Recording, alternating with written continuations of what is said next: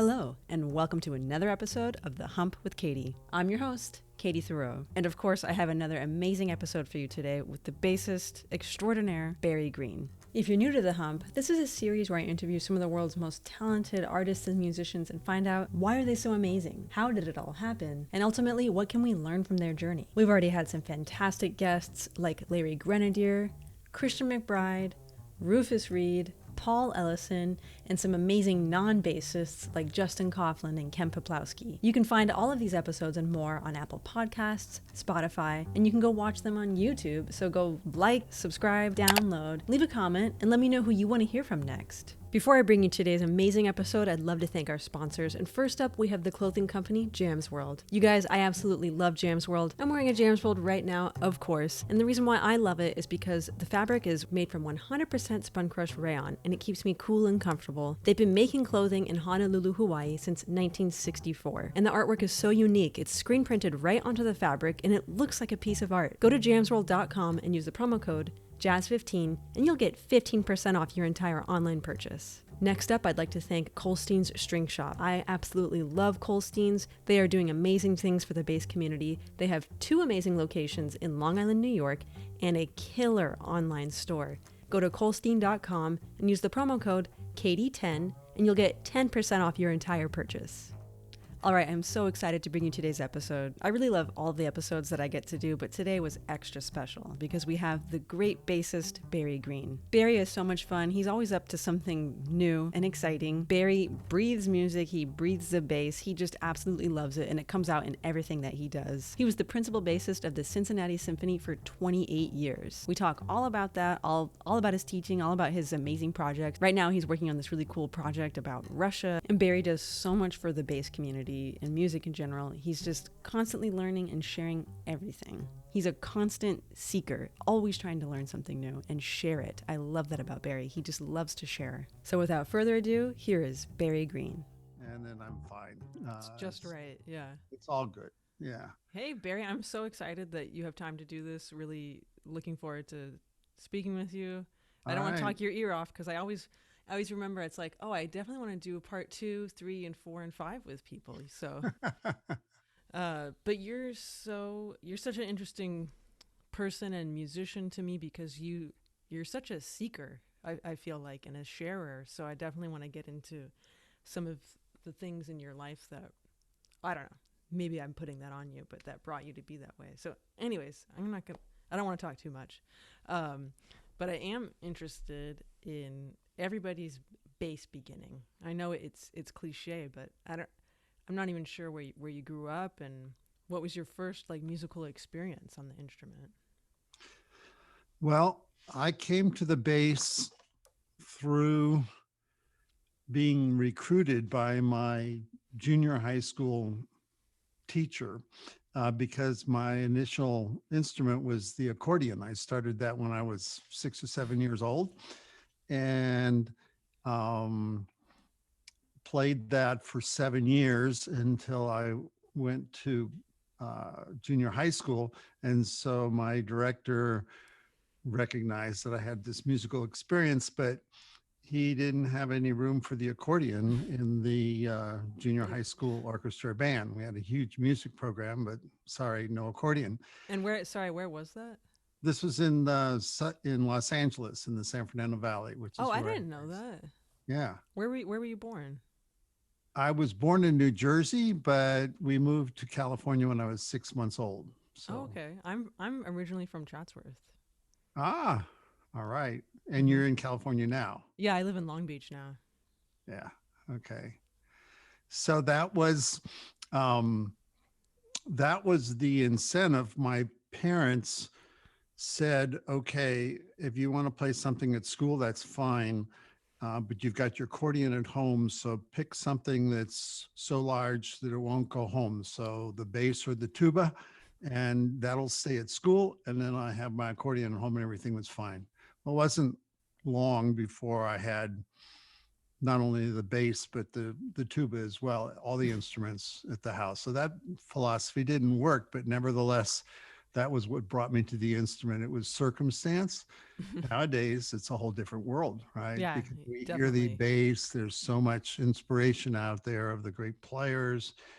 In fact, Gary Carr also lived in Los Angeles at the time. I knew him at that time. He was a little bit older than I. And, uh, my serious commitment to the bass didn't really take place until almost going to college. Mm. I mean, I really played the tuba for a while, and then I wanted to play the bass so that I can play in all the musical groups that the school had to have Yeah. one or the other, and then eventually concentrated on the bass more in the middle of high school, and that was essentially it. Were you self-taught or were you taking lessons? Oh no. Um, I began actually with Gary Carr's teacher, Herman Reinsagen in Wow. Los Angeles. So many, everybody studied with at that time, all the LA Philharmonic players. Yeah. And, uh, and then he passed away. Um, and mostly for my intonation and my poor playing at the very end. But Hmm. nevertheless, um, he sent me to Nate Gangursky, who is another wonderful teacher. Um, and I wasn't really that serious about the instrument at the time. It wasn't really until I got into college that I really started to practice and be committed. But the person who really prepared me, that was my primary teacher in LA, was Abe Luboff. Mm, okay. And Abe was John Clayton's teacher too. He followed a lot in my steps. After I left, he got John, and then I went to Indiana University, and John went to Yeah. Indiana University later, and so we've been dear friends through all of that period. Yeah. But, so I'm an Angelino. Oh, I love that. I actually had no idea. And at that time in high school, like you said, you wanted to play in all the musical groups. I mean, anyone can tell by listening to the music that you play that it's it's you, right? It's not just one thing. So, what was some of the stuff you were into at the time? Well, actually, I was also the drum major of the marching band. Oh, of So, course. and and I wrote most of the shows and arranged the music, did all of the charts for the drill team. We had a fantastic, huge um, music program and band program. People didn't have the greatest football team, so they came a lot for the halftime shows. I went to Taft High School out in the valley. In Oh, fact, we yeah. opened Taft High School. I started at Reseda High School, Oh, and then Taft opened, and graduated from Taft High School. So uh, that and brought me into working with all musicians and colleagues and all aspects of putting on a show and doing a show. In fact, they even wrote a piece of music for our graduation and conducted the band for our graduation. It was called the Emirian Dream because we were the Emirians. The only piece I've ever composed in my life, but nevertheless, it was a wonderful experience, and I could play in all the groups, and it was my world there. It was more of a social thing though, mm, rather than a career commitment. In fact, my parents were horrified of the thought of me uh, not being able to earn a living yeah. playing music. And so they wanted me to go to San Jose State. Initially, I had a scholarship to be the drum major at the University of Texas, Wow. uh, and many other big 10 schools because I had this really high strut um, uh, move where I would run out with my head touching the ground, and so I had a lot of scholarships to be drum major, but my parents didn't want me to be the drum major of the marching band of the Salvation Army band for a living. Hmm. And so they forced me to take liberal arts courses for the first couple of years, hoping that I will become interested in becoming a doctor or a lawyer or something that I could earn money with. And uh, they said after a couple of years, you take that. If you still want to go into music, then you can do that.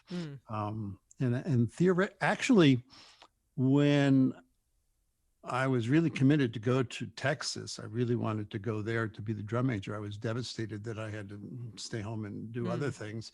My major was going to be psychology. So, so the psychology We're starting to has get always there. been a part of that. Yeah. As Oh, well. nice. Yeah. And I like how you realized too that being a part of all those groups was more of a social thing for you. Was it kind of exciting to create something out of nothing? Like what was the fun part for you? Well, I do get pretty much obsessed with my projects. You know, I love getting carried away and lost in something. And so the shows, you know, when you're working on large projects, I just don't know how to stop. And so from the beginning of that, whether it's an arrangement or a production or a musical event, it's all encompassing, and I just get totally absorbed in it. So Yeah, and we can tell in a great way. We're glad that you do that because there's a lot of projects and things just coming out of you. So we're thankful for that. So did you go right to Indiana then, or did you have to go to San Jose? I did go to San Jose for a year and a half, took and did what I was actually a music major there, but it was in the beginning years, you take your general education courses. So I took all the non-musical courses and still played in the orchestra. And I was drum major of the marching band there as well. Yeah. I got to do that a little bit. And played in the orchestra and did take lessons. And that's when I started to get more serious about music. They didn't have a bass teacher, so I studied with a cello teacher and prepared an audition. And I wanted to go to Indiana University because they had and still have probably the largest music school in the country in terms of the diversity of majors, of possibilities. And I didn't know what I could do. I didn't know whether it would be playing, teaching, but I knew that they had everything there. And so I practiced the Dragonetti concerto and auditioned on that. And Murry Grodner gave me a lovely scholarship. He was my first teacher at that level. And in preparation for that, that's when I started to get really serious about studying and worked with Abe Luboff to prepare that audition. And he really put my nose to the grindstone, and there was some wonderful discipline there. And so I transferred there as a junior, and I had all my academic courses out of the way. So Amazing. I could just go all music because it was very intense. Started in music ed, believe it or not. I believe it. And flunked out. Oh. Actually, that's a really good story because it was very academic and it was hard, and I didn't realize what was my thing. I was trying to find out where I could go, but then the performance was very appealing to me, and the colleagues, I mean, the class of people at that time and the teachers, it was overwhelming. I mean, we had Janusz Starker, we had Joseph Gingold, we had William Primrose. This was a legendary string faculty, and the music students that were my classmates were just the future of music. I mean, went to school with Miriam Fried, great concert artists, Paul Biss, Dick Roberts. It just goes on and on. Danny Rothmuller was a classmate. He was in the LA Philharmonic. And they've all gone on to great careers at that time. And so I just love the atmosphere there, and I decided to work more as performance. We would hang out in this third floor lounge at Indiana University, and and uh, Andy Zapatinsky too. We did the Bottesini Grand Duo together, and I took a challenge of I don't know what brought it on, but I was motivated to learn the Dvorak cello concerto on the bass, and at that time, this is back in 1965, 66.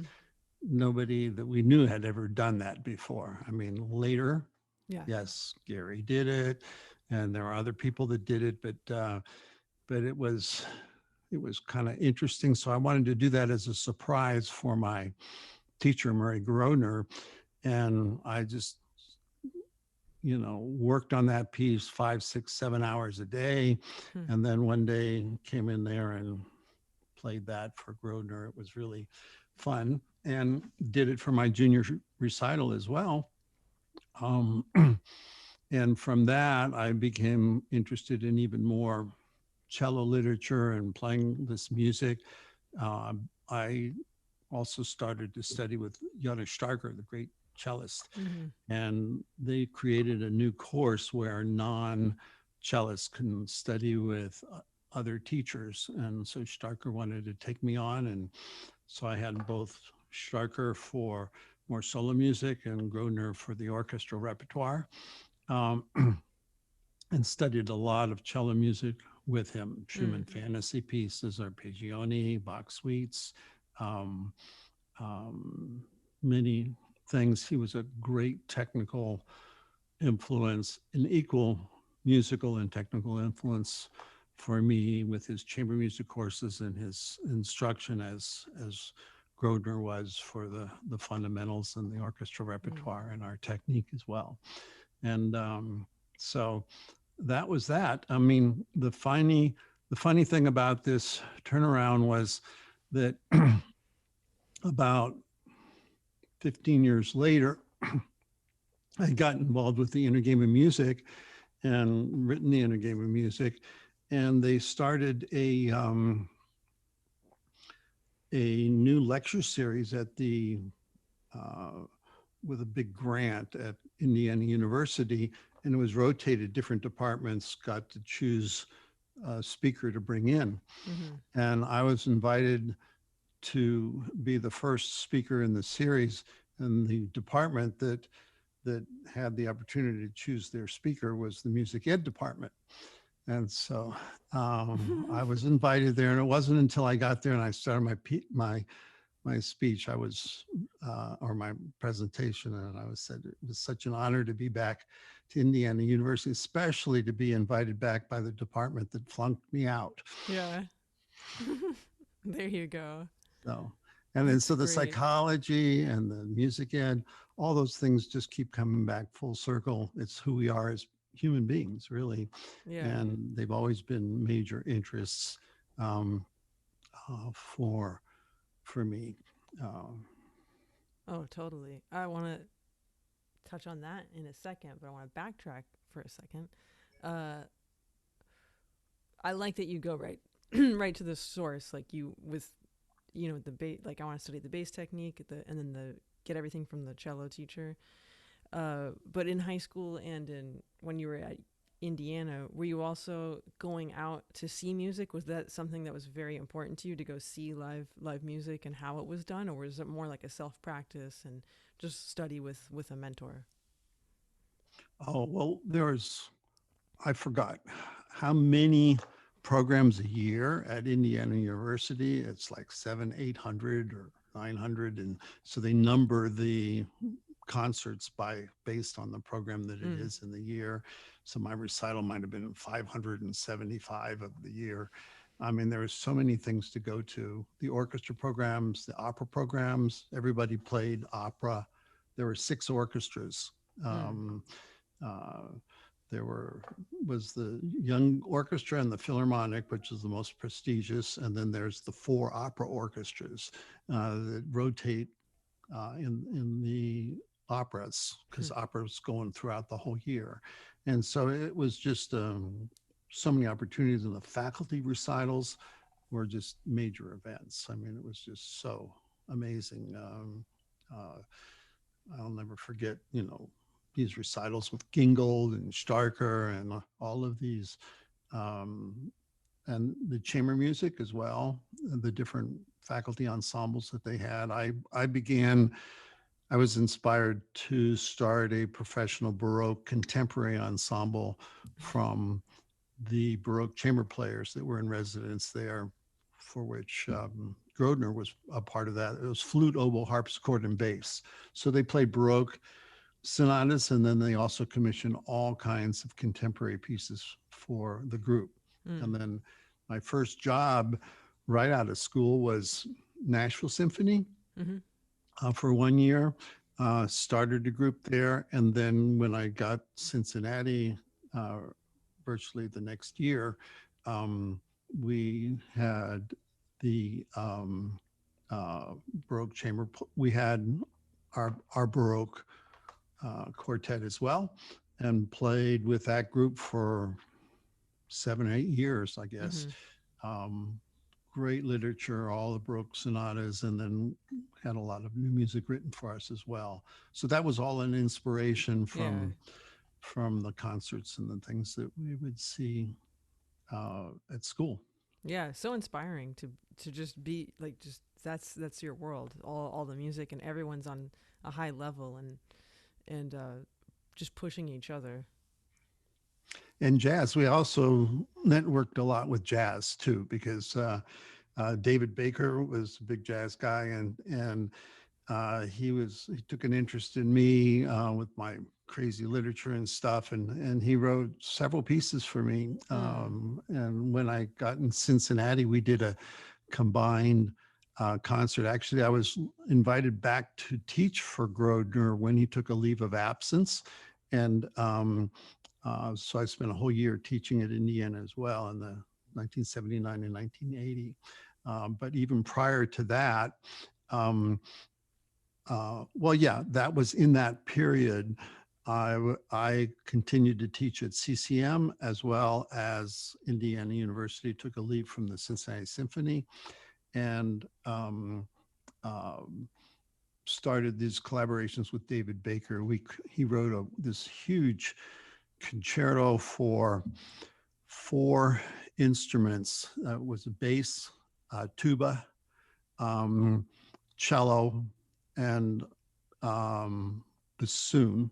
And these were with percussion ensemble on top of that. Wow. And it was a wonderful jazz piece. It was really amazing. And then there were other pieces too. So he was a real inspiration. Oh, that's amazing. I would love to hear that. Even with bassoon. My dad plays bassoon, so I have growing up hearing long tones on bassoon, So after you said you went right to Nashville Symphony, was that your goal at the time in school? Let me get a job at an orchestra, or was it just kind of like a natural projection? Yeah, it was what everybody was going for. I mean, either you're going to be a concert artist for the violinists and violoncellists. They were of the attitude they'll be a concert artist first, and they'll play chamber music second. If they can't get any of those jobs full time, then they'll play in an orchestra. It's a different world nowadays, but for the bass players, still it was the appeal of an orchestra. And so my first major audition, I actually went to Tanglewood during the summer at school. One of my roommates was Nate Portnoy, who was the son of Henry Portnoy, who played in the Boston Symphony. And then Boston Symphony had an opening actually for principal. And I was actually invited to audition because from Tanglewood, I got to know Henry Portnoy, and I played my Dvorak cello concerto. All these guys, they were really cool and encouraging. And so they invited me to come back for the principal bass audition. Wow. What did that feel like at that age? Well, I was oblivious. I was too wrapped up in what I was doing, but like it was fun. Had you taken auditions before that? No, no, that was Wow. So your first audition was my for first principal audition bass. was principal bass of the Boston Symphony. We had, it's ironic, we had 4 finalists.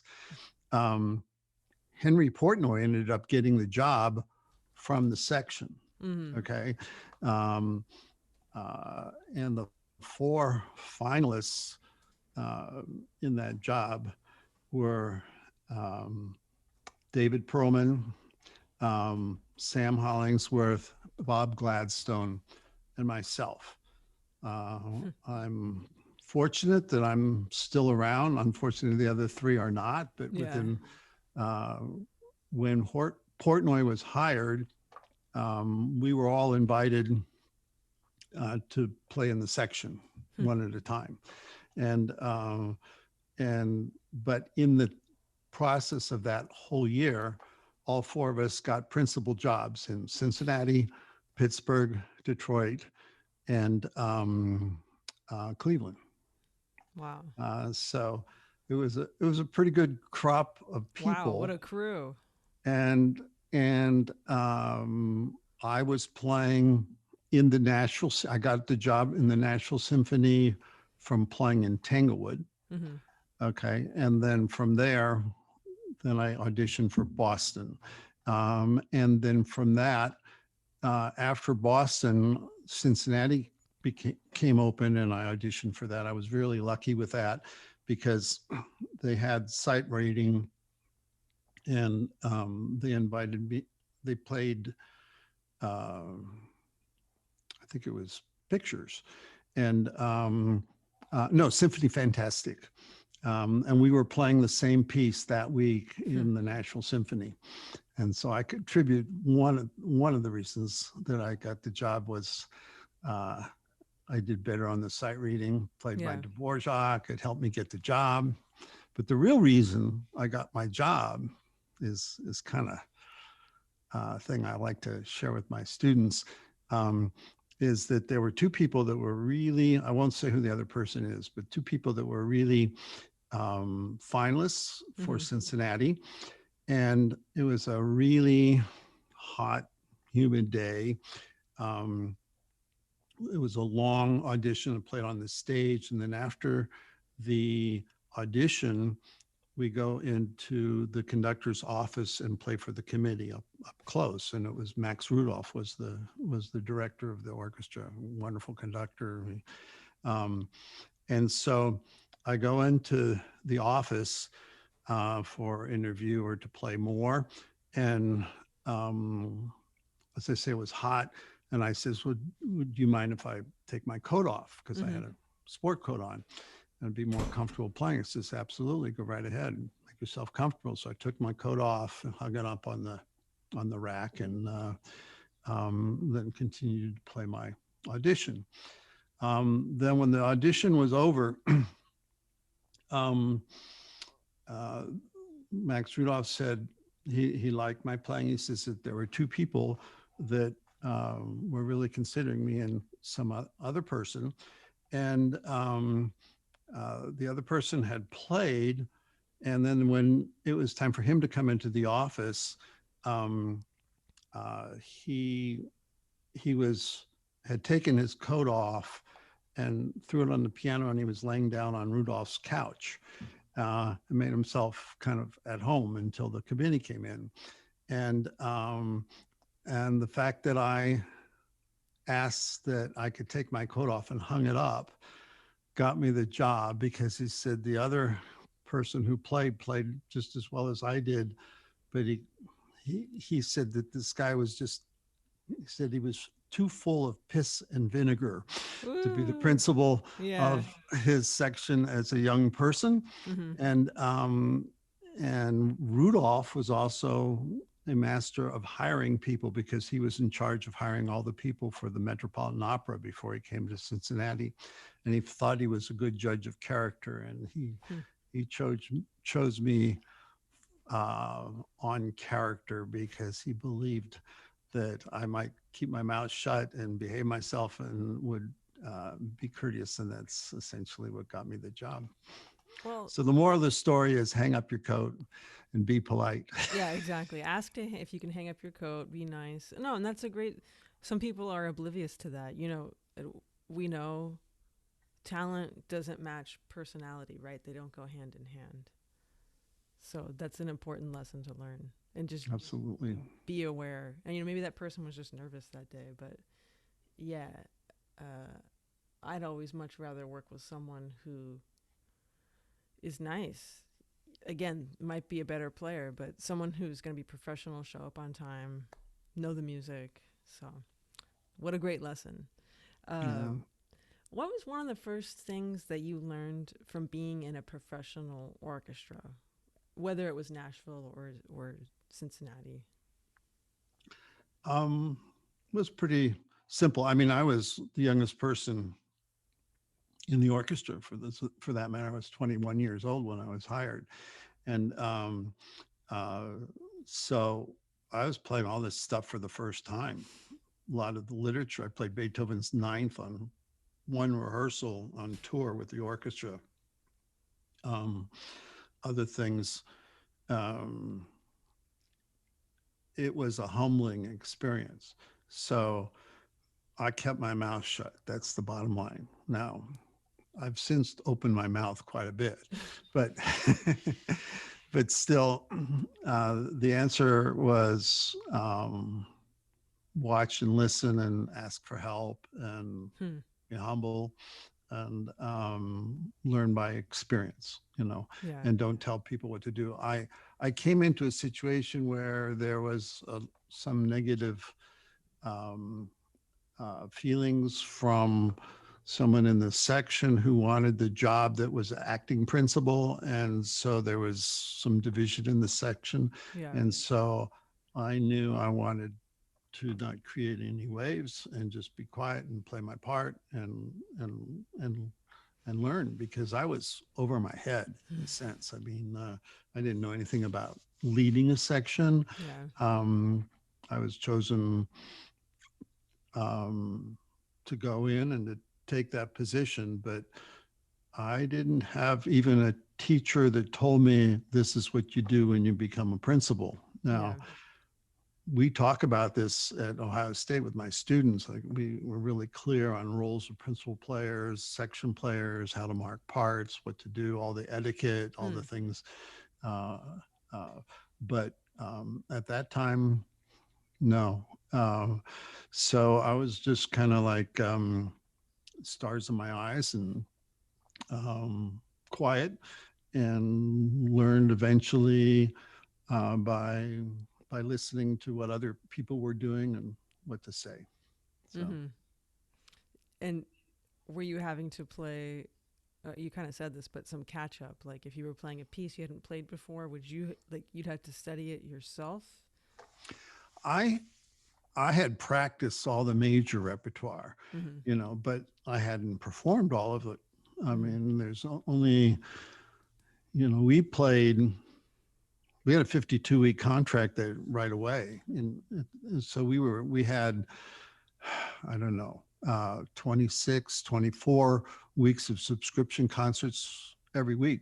We got a new concert. Well, I don't know that I played 24 concerts in 4 years or 2 years in at Indiana University. I mean, we go through a concert every month or something like that, but here it's every week. So you have to be prepared, from the first day.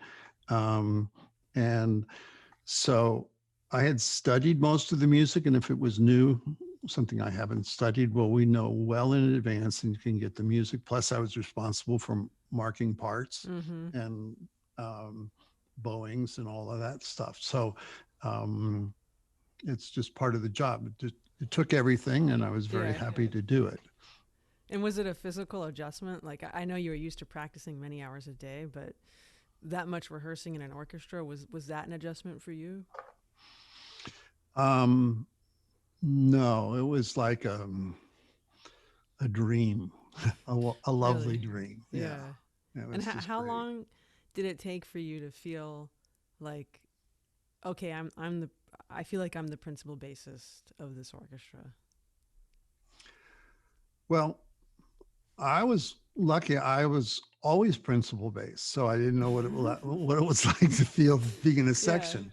I was principal in Nashville. I was principal at Indiana Hmm. when we played in those orchestras. Um, I so I was lucky. Um, so I just kind of owned that, Hmm. you know. But as far as what works and how to act on the Hmm. stage and what are those responsibilities, I had to learn that on the job. Yeah. Yeah. Yeah. Hmm. So I'm very interested in your interest in psychology and the inner mind game and everything. So when did that start becoming a little bit more concrete for you? Those ideas and sharing them really. Well, so we're really talking about inner game is what it all started with, and for several years in the symphony, my colleagues were reading The Inner Game of Tennis, which was the book written by Timothy Galway, who is the author of the methodology, Hmm. and wrote Inner Game of Golf, two Inner Game of Tennises, Inner Tennis and Inner Game of Tennis, and then skiing. Um, and so I was aware that the inner game of tennis was popular amongst musicians, but I didn't really have an issue with anxiety in terms that I was needed to really have this be like a Bible for me to get along. Hmm. Um, um, uh, when I was invited to teach for Grodner in 1979, so that was um, I started in Cincinnati in 67. So there's 12 years there Hmm.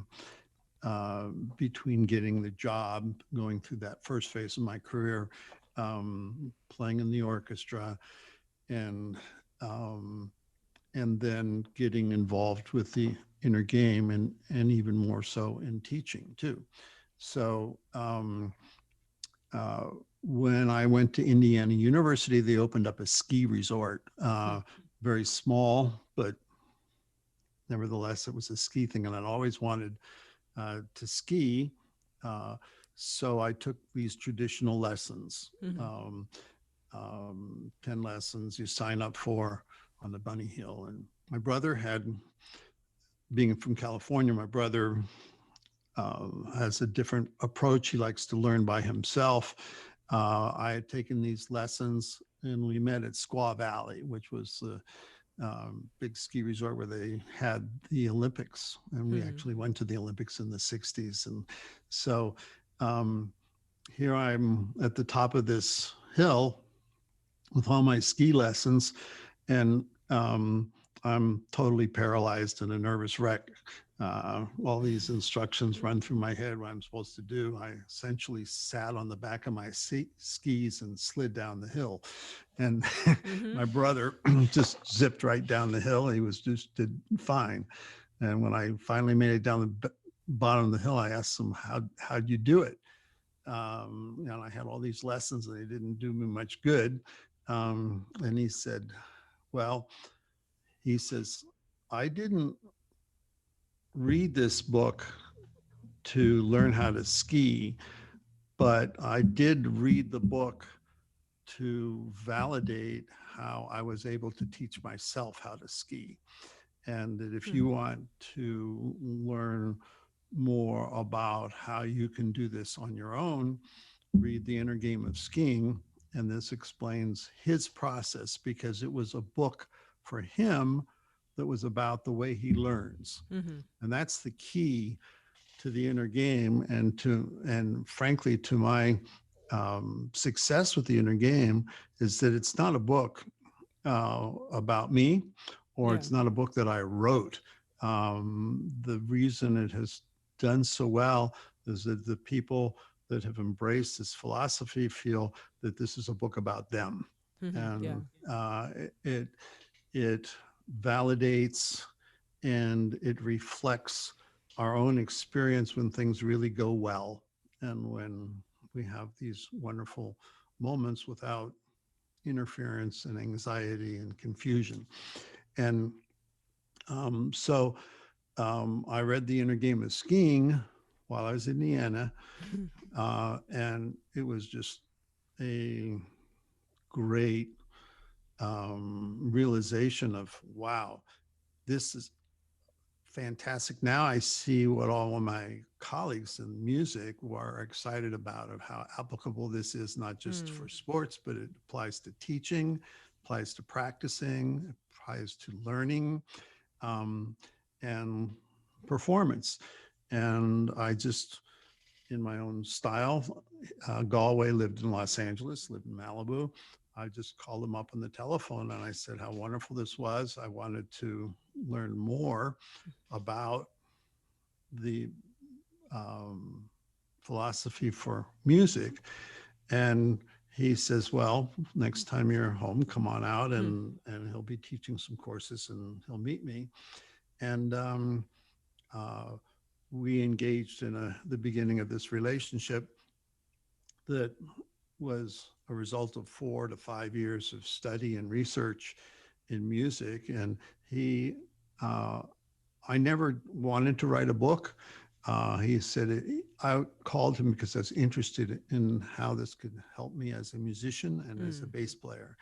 And Galway had many people, since his book was a big bestseller. This was a huge thing in that time in the late 70s. Everybody wanted to write the inner game of something and get in on his coattails and write books. But that was not my motivation. And he told me he never worked with it. He only worked with one other person, which was Bob Kriegel, when he co-wrote The Inner Game of Skiing. But prior to that, he said he'd never met anybody who is sincerely interested in just learning without the attachment of a financial thing or some obligation at the end. He says, if you want to do the inner game, he's not interested in the inner game of bass. His inner game of music, which meant I had to start teaching piano lessons and go work with choruses and all musicians, all sides of music, even music listening, and observe and recreate what is valid for musicians, because you can't just translate the concepts on a tennis court or a golf stroke to music. There's similarities, and the philosophy behind the is exactly the same, but the adaptation to music has to go from scratch. And I have to be willing to do that. And that was something, I mean, for me, I was just a bass player and a bass teacher. And all of a sudden he's telling me I got to teach piano lessons and work with choruses. And, but I dug in, and for 4 years I had wonderful experiences. And then I came back all this times because my parents were in LA, I'd go back and consult with Tim, and we eventually I accumulated 300-400 experiences that fit into these wonderful concepts of the 3 concepts of the concentration, awareness, commitment, and trust skills. And he says, well, we do have a book here. We do have something now that you've done this work. And one thing led to the next. And that's how that happened. Here we are. Yeah. Well, I think it's been a very helpful resource for people who have trouble putting into words what they're feeling, or people sometimes they're lost and they get frustrated. So, I mean, it's amazing what you compiled as a. And the lab also was sitting in the orchestra, because where I really codified what goes on for musicians was by watching conductors and listening to their instructions to the orchestra and seeing how we responded to those instructions. construction. That's a really good Yeah. accident. Yeah. And I noticed what kind of instructions were they giving me when I was so absorbed in what they were doing, or what kind of instructions did they give me when I would want to look at the clock to find out what time it was. Yeah. And and those that got me absorbed in what I was doing, they used a different kind of language and a whole different relationship, and that's was really a marvelous vehicle and model for the inner game, because the conductor is like the mind of a individual, and we as the musicians, the 100 musicians, are the body. Yeah. And when the mind is clear and knows what it wants and gives clear instructions, the body just does it and doesn't think about it. But when the mind puts out confusion or too many instructions or doubt or fear, anxiety, then the body gets nervous and reacts. And that's exactly what we do in the orchestra. So that was a really good way of getting inside the anatomy of a human being, of how it works, and finding out the vernacular that makes sense to make us work in a conscious state of mind. Yeah. It's true. It's true. I'm reading an interesting book right now called The Origin of Consciousness in the Bicameral Mind. Kind of just a lot of that. Yeah, it's good stuff. It's very good stuff. Okay, I only have a few more questions because, like I said, I don't want to squeeze everything into one interview. I want to have you back, Barry. Still talking about the orchestra. I mean, you were with Cincinnati for almost 30 years. What was it like to be a part of? And I know you took some breaks here and there, but what was it like to be a part of one thing for that long? And then again, second question, what was it like to leave? Well, I loved every minute of it, honestly. I mean, to be on the edge of the stage as the principal bassist, I'm right on the edge. I've got 1 foot technically in the audience and 1 foot on the stage. So I've got a good perception of the whole orchestra. And I get to experience the music as part of the observer as well. And so the concerts were amazing, and the conductors we've always had were wonderful. So it was just a wonderful learning experience. I've always had outside interests. Of course, the inner game. Certainly, I was dual tracking. My dear friend and colleague and next door neighbor was Frank Proto, actually. Oh, that's right. And he and I competed for time off to do special things.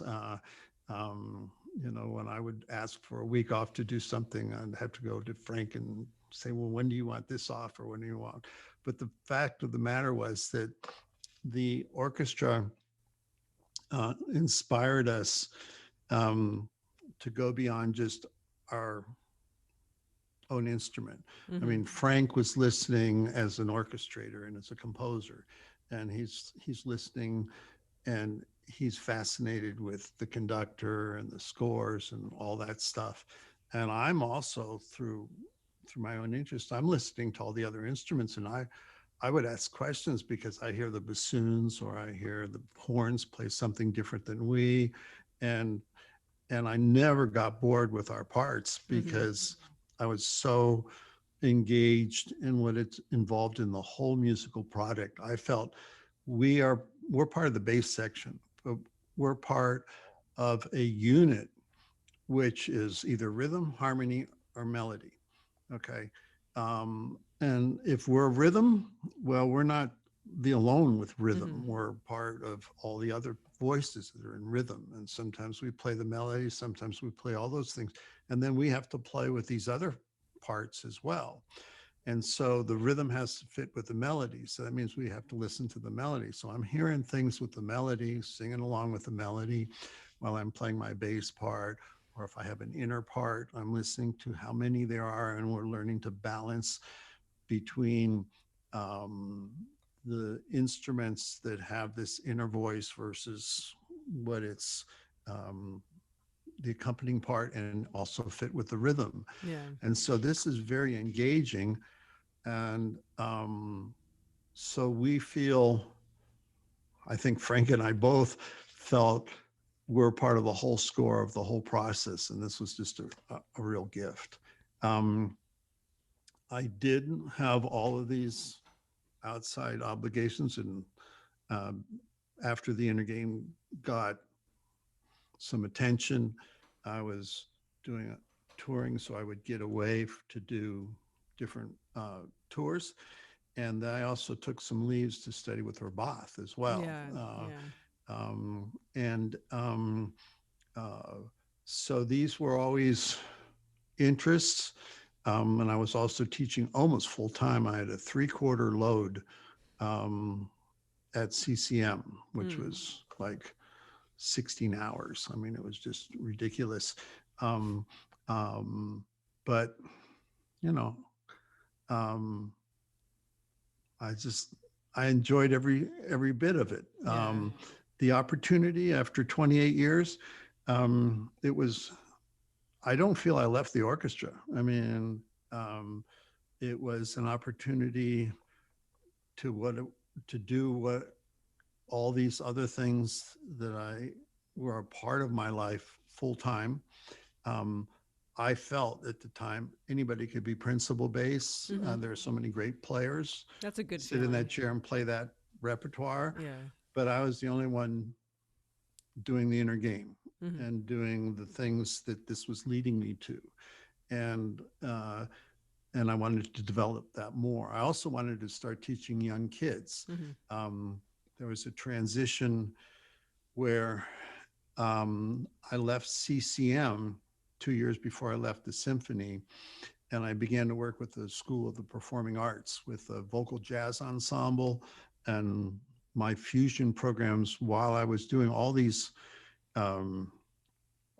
Well, from the very beginning, I always was playing recitals and putting programs together. So I had this crazy, eclectic program called the Big Green Machine, which was from the early 70s, from our Big Red Machine. It was a theatrical thing where all of my concerts were public events, okay, with theme concerts, jazz, new age, dance, voice, contemporary music, theater, and always with guest artists.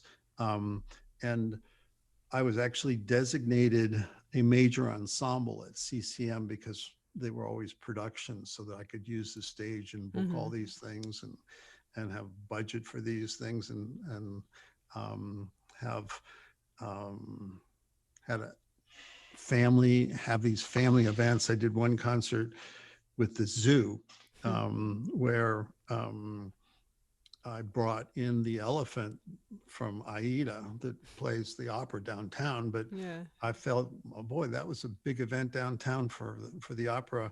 If I could get the elephant on my concert at school, that should be a pretty cool thing too. I did a whole program of animals from all over the world and collaborated with the zoo, and it came out on the elephant, and did the elephant's gavotte, but all the different pieces. So these were these productions represented my interest to do things where anything that I do with the bass is not just for bass players. It's either a musical event or it begins to have a purpose. And there's a long evolution of this style of my concerts that started with contemporary music and has grown to even merge with the pedagogy, the inspirational pedagogy of mind, body, spirit, the inner game stuff, and beyond. where they used to be two separate lives. One is a bass person Mhm. playing bass programs, and the other is the inner game guy doing that.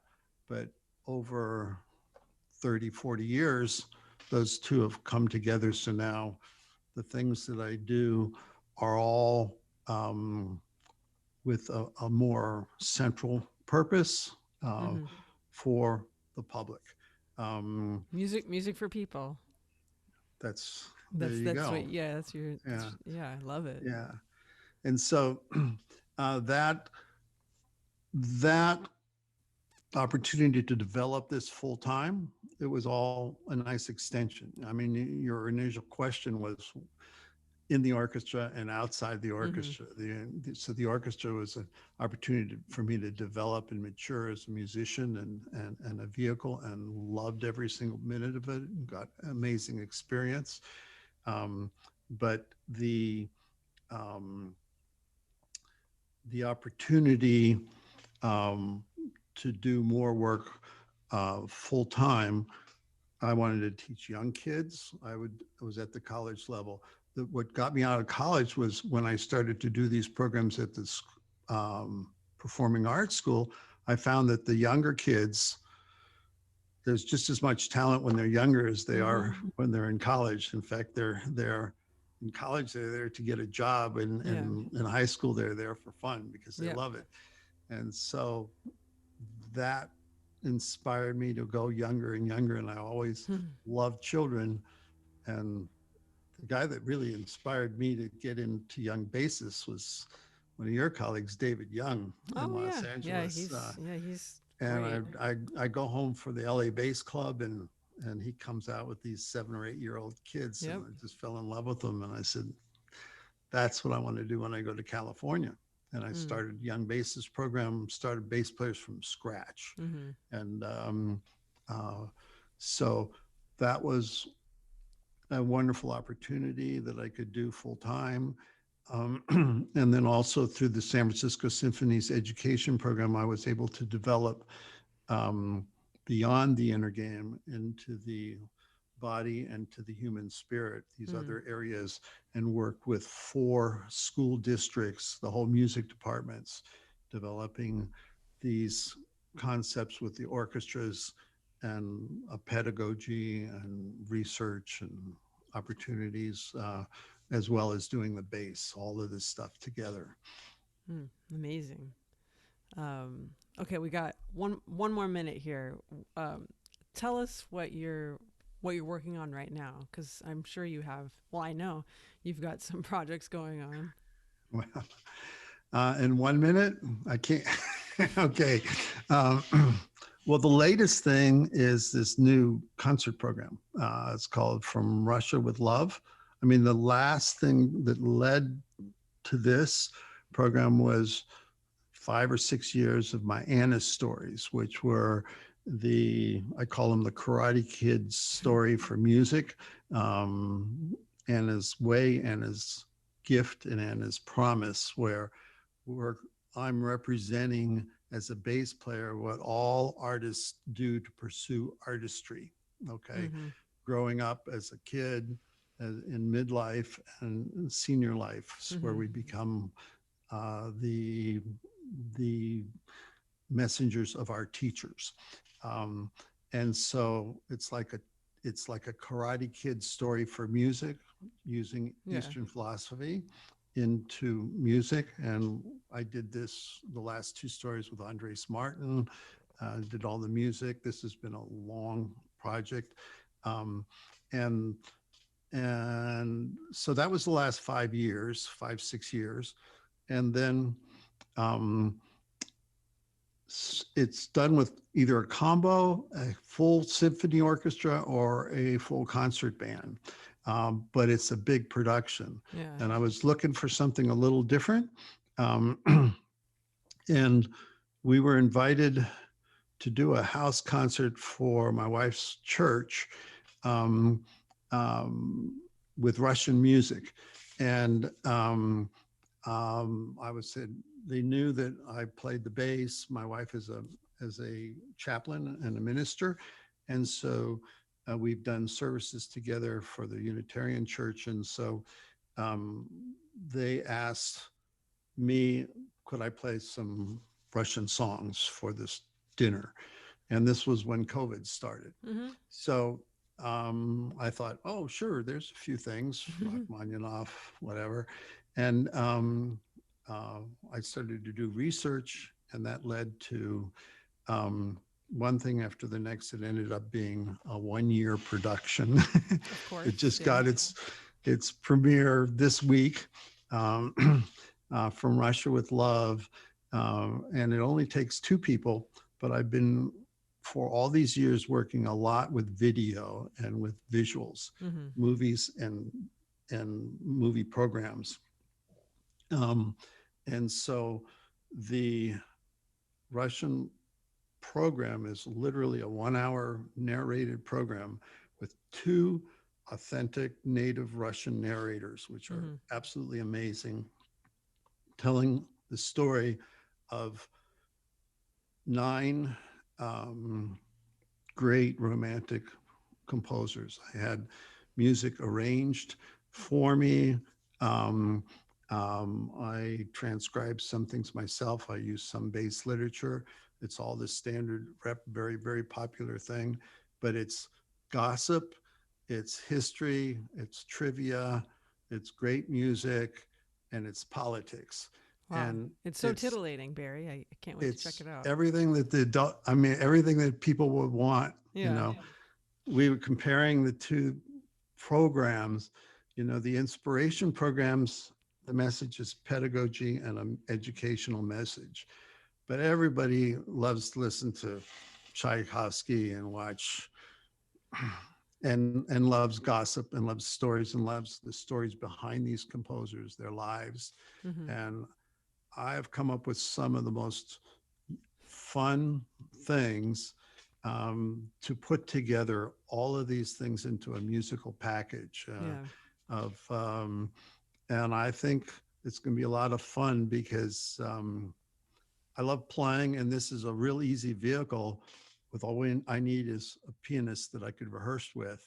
And the rest is on video and tape and myself. And we did it as 2 house concerts. It could be in a history class. It could be for a concert series. It could be for anything. So we're just starting with that. I'm looking forward to playing it a lot. And that's that. And the whole concept's kind of cool. I'm thinking about maybe doing a similar program with Jewish music or with other styles. But there's a message behind it, and the message is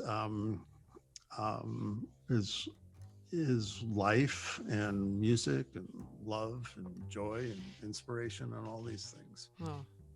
Oh, that's fantastic. I'm excited. I checked out the trailer. I'm excited to see it. Well, Barry, I'm going to call it here so I can have you back. Because Thank you. You're very multifaceted, and I definitely want to get into more of the inner game and the psychology things at another point. But thank you so much, Barry. I really appreciate it. I'm a big fan of yours and a big fan of you sharing everything. So thank you. And of course, I'll put links to everything you're working on and have worked on for this episode. And thank you. This was a lot of fun. Well, it's been a pleasure talking to you. Probably talked too much. Sorry if we went over time. It's your show, Barry. All right. Well, great. Thanks. I appreciate it. Bye. All right. Take care.